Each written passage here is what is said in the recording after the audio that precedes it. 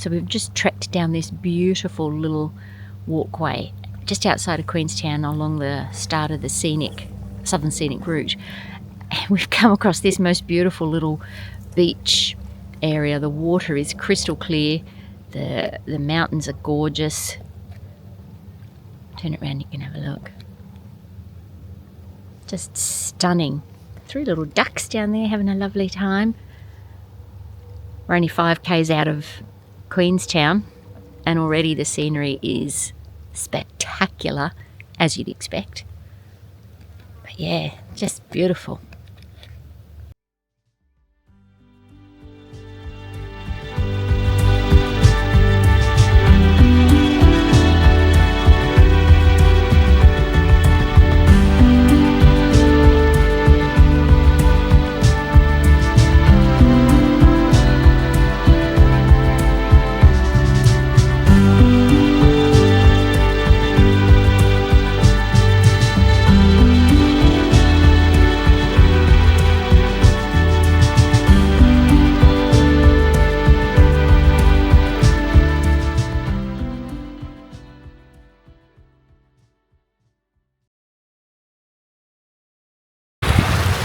Had a really yummy lunch overlooking the lake at Anau.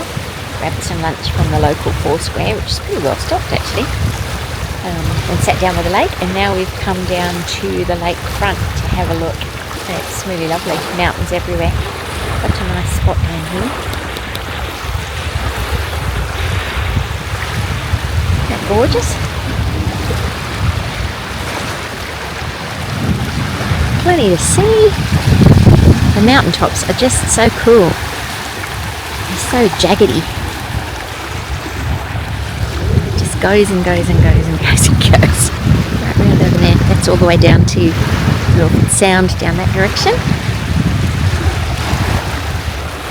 And then back round over here. So this is Lake Anau, which is quite a big lake. It goes round in over there. Around that other side. So I don't know how long it is, but big lake and a really pretty spot.